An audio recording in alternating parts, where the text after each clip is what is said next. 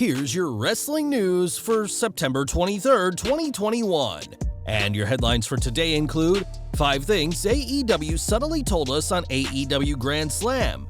Fans declare Kenny Omega vs. Bryan Danielson an instant classic, rematch is in the works, major complaint from AEW fans, and more. AJ Lee announced for rare wrestling-related appearance. What happened with Tony Khan after AEW Dynamite Grand Slam went off the air? Nia Jax ruled out indefinitely after sustaining injuries on Raw. WWE legend superstar Billy Graham hospitalized. It's not his fault. CM Punk defends new NXT superstar after criticism over name change. Netflix's interactive horror flick Escape the Undertaker gets first trailer. Indie star makes WWE AEW history last night, and more. We are kicking off with AEW's Grand Slam Dynamite as the show opened with Bryan Danielson vs. Kenny Omega, a match fans expected to headline the night. We understand AEW wanting to kick off the Grand Slam with a big match, but this plan may have ultimately backfired for the company. On the one hand, there's few better ways to kick off than with a red-hot match, and the crowd reaction certainly proved that to be the case. On the other hand, it meant that no other match for the rest of the show could follow up in quality, and after this match, the show took quite a dip. With that being said, we can't take anything away from Danielson and Omega, but given the finish, AEW couldn't risk going overtime in the main event. Omega and Bryan had an instant classic, one that didn't need the cleaners AEW World title on the line, as the match established Bryan Danielson in AEW and inserted him into the title picture. With a time limit draw ending the encounter, Omega has said that there won't be any rematch, but we're sure AEW will book one down the line, and we wouldn't be surprised if this is a series of matches. A hard-fought battle between two wrestlers that ended in a 30-minute time limit draw, the live crowd were going wild the entire time, and pretty much the whole arena was standing toward the end of the bout. At this point, it's possible Bryan will become the next AEW World Champion, and if the company's biggest issue is that their opening match last night was too good for the rest of the show to follow, that's not a bad problem to have. Now, MJF is one of the most easily hated heels in professional wrestling, as countless fans boo the cocky AEW star. At last night's Grand Slam, MJF's parents were in attendance, and his mother even cut a little promo, apologizing to the world and calling her son a, quote, "f***ing idiot." On social media, the not-so-proud parents also showed off their sign, which reads, "We're MJF's parents and we think he sucks too," while his father wore his "I hate MJF" shirt with pride. This got a response from their son, who tweeted a "F*** off, Mom," as there's clearly a lot of love in the Friedman family. During AEW's Grand Slam Dynamite, MJF got the win over Brian Pillman Jr., beating the second-generation star via submission, much to the dismay of the crowd and even his own mom and dad. AEW Grand Slam Dynamite was billed as one of the company's biggest televised shows, which is why it's a shame that some fans in the arena didn't get to see it. On social media, fans openly complained that the LED lights on AEW's set shone in their faces, blinding them from seeing the rest of the show. This isn't a new problem, as fans at All Out also had the same, as have some fans at past WrestleManias, and it goes to show that sometimes the best seat is the one you have at home. Hopefully fans will get a better view of next week's Dynamite, as a huge title match has been confirmed. During the Grand Slam, it was announced that AEW TNT champion Miro will defend his title against Sammy Guevara, and we'll have to see if the Spanish God can topple the self-professed God's favorite champion. More from the Grand Slam Dynamite, as the icon Sting was in action last night, teaming with Darby Allin to defeat Cash Wheeler and Dax Harwood. In his 4th match for AEW, Sting once again impressed fans, and even a WWE contracted talent took notice. Although Pat McAfee didn't directly reference the Stinger, he tweeted that what he saw was unbelievable and tweeted a photo of Sting's age and date of birth. At 62 years old, the WWE and Impact Wrestling Hall of Famer continues to wow fans with just how well he can still go, and his undefeated streak in AEW shows no signs of coming to an end anytime soon. In 2015, AJ Lee retired from in-ring competition shortly after WrestleMania 31 and is focused on projects outside the wrestling business. 4 years ago, her book, Crazy as My Superpower, became a New York Times bestseller, and she's also done screenwriting work in more recent years.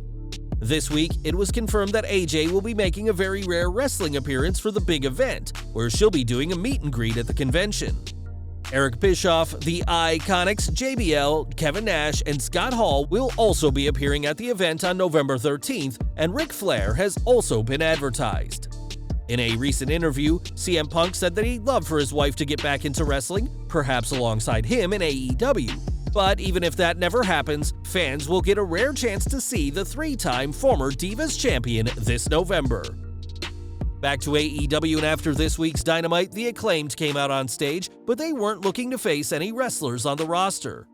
Instead, the pair laid out a rap battle challenge to Tony Khan, who showed up alongside rapper Lil Uzi Vert for some assistance. Vert had been in the crowd at Arthur Ashe Stadium, and Khan had a couple of zingers, including saying he's not actually suspending the Acclaimed again.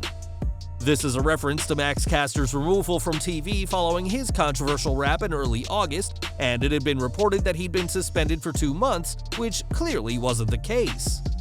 Khan then introduced the Varsity Blondes, who had a short brawl with Bowens and Caster to send the crowd home happy. Last night's Grand Slam Dynamite was a massive event for the company and its audience, and the action didn't stop when the cameras finished rolling. Over to Raw next as Shayna Baszler and Nia Jax faced off on this week's show, and things got heated between the former tag team. Their segment ended with Baszler crushing Jax's hand and arm on the steel steps, in an especially brutal segment sold by the former Raw Women's Champion. During the bump, it was confirmed that Nia is out indefinitely, and Baszler's attack was blamed for her hiatus. In an update, it was said that Jax suffered an elbow posterior fracture and dislocation to her left elbow, which will require surgery to correct. It's unclear if Nia Jax is taking time off to deal with a real injury or if these reports are just for show, but it appears that the irresistible force won't be around for a while. We've got some unfortunate news from Hall of Famer Billy Graham next, who is currently hospitalized at the Mayo Clinic in his hometown of Phoenix, Arizona.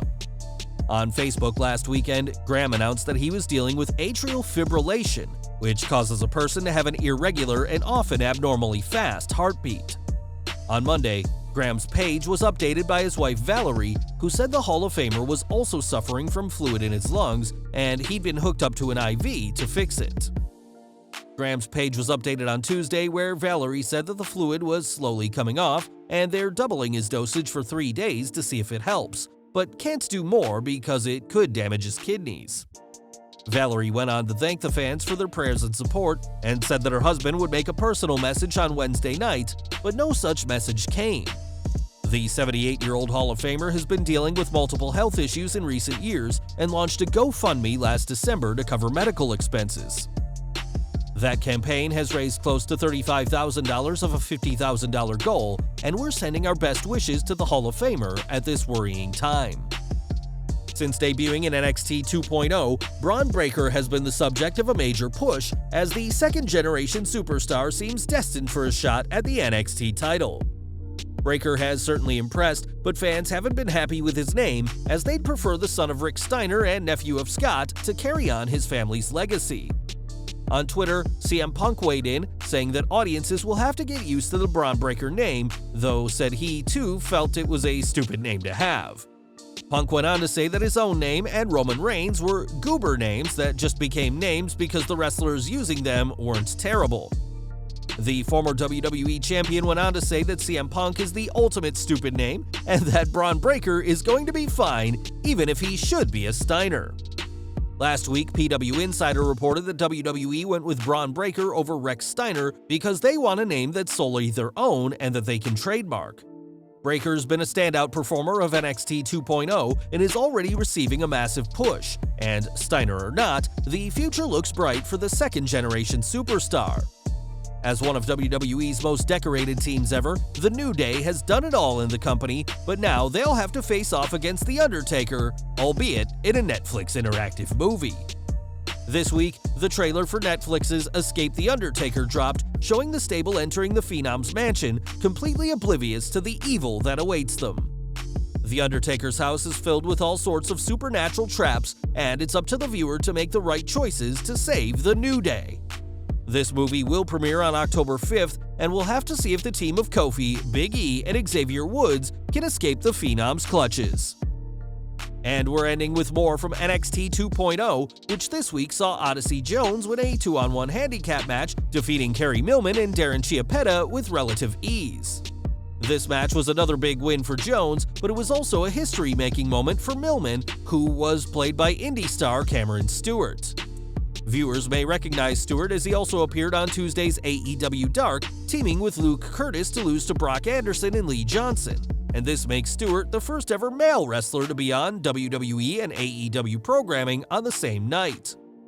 The only other person to accomplish this was back on July 12th when Kelsey Heather appeared on Elevation, losing to Layla Hirsch, and appeared live on Raw as one of Bobby Lashley's ladies. Heather may have been the first, but Stewart is the first to compete on both shows on the same night in what was a history-making night for the indie wrestler. Well guys, that's our news for today. Please share your comments below.